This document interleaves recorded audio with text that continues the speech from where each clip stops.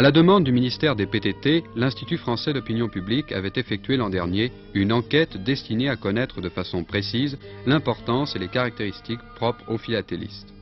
Ils sont en France 3 200 000, ce qui représente environ 8% de la population en âge de collectionner. Et parmi eux, plus de la moitié, plus exactement 54%, ont moins de 20 ans. Pour tous ces collectionneurs, les thèmes les plus appréciés sont notamment la faune, qui recueille 49% des suffrages, et la flore, 31%, autant d'éléments qui appellent un grand succès pour ce timbre Sologne, dont nous parle maintenant Huguette Sanson, sa dessinatrice orléanaise.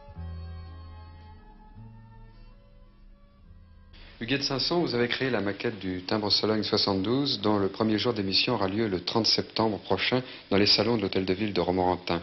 Comment avez-vous été amené à créer ce timbre ?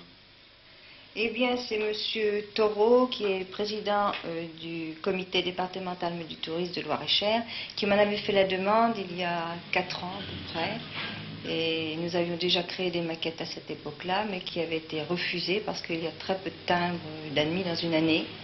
Et alors l'an dernier, nous avons refait d'autres maquettes, une autre demande, nous avons refait deux autres maquettes. Donc avant même d'être connu, ce timbre a déjà une histoire. Oh ben bien sûr, puisqu'il y a eu 4 maquettes en tout de fait. Sur quel thème?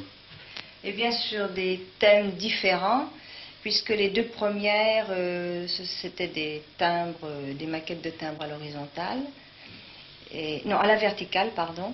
Il y avait un thème avec un faisan, sur toujours des fonds de bois, parce que la Sologne c'est le bois. Et puis alors un autre que j'avais pris l'initiative moi-même de faire, c'était un fond de bonnet, de coiffe solognotte, qui pouvait être très décoratif, mais ces 2 projets ont été rejetés. Et alors lequel a été retenu en définitive?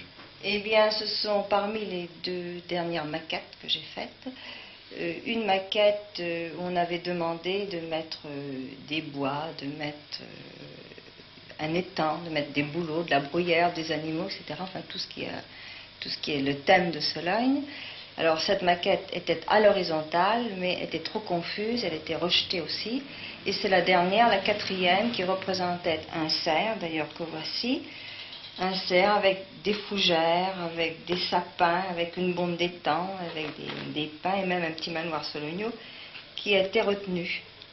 Mais cette maquette a été retravaillée après parce que le ministère a demandé des modifications. Et comment est le timbre aujourd'hui?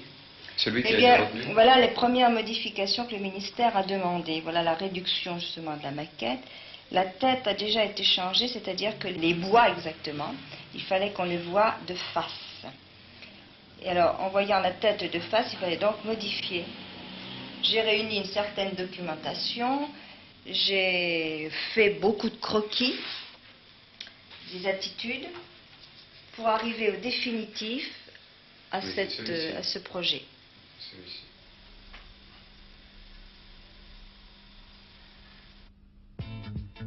Le charme discret des bois de Sologne et de leur habitat est évoqué sur le timbre jusque par ses couleurs, bistre clair pour le cerf et brun pour son entourage végétal, de bruyère, d'étang et de fougères. Sa valeur faciale est de 1 franc, son format de 22 mm sur 36.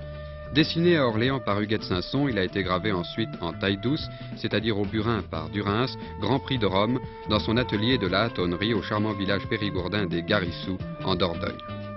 Ainsi réalisé, le timbre a été imprimé à Boulazac, aux environs immédiats de Périgueux.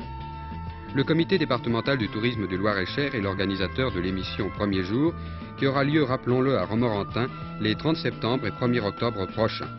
Le bureau temporaire sera doté d'un cachet spécial grand format illustré Premier jour et sera ouvert au public de 9h à 18h, les 2 jours sans interruption.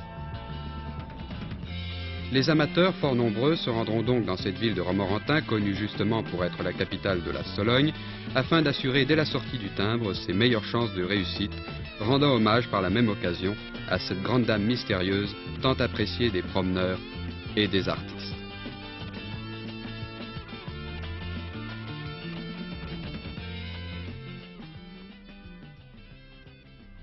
Alors cette année, la Sologne est à l'honneur dans la série touristique.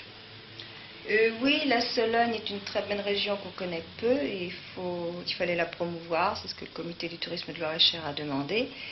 Il y a eu pas mal de thèmes de fêtes sur les régions touristiques, l'Aquitaine, l'Alsace, etc. Et pourquoi pas la Sologne en fin de compte? Alors vous faites aussi des maquettes de souvenirs philatéliques, je crois. Oui, également, je fais Ayant pour thème la Sologne. toujours sur le thème de la Sologne, que ce soit des coins de bois, que ce soit du gibier, des faisans, etc. Mais on sait déjà comment sera le cachet. Oui, le cachet illustré, alors, est un petit peu différent.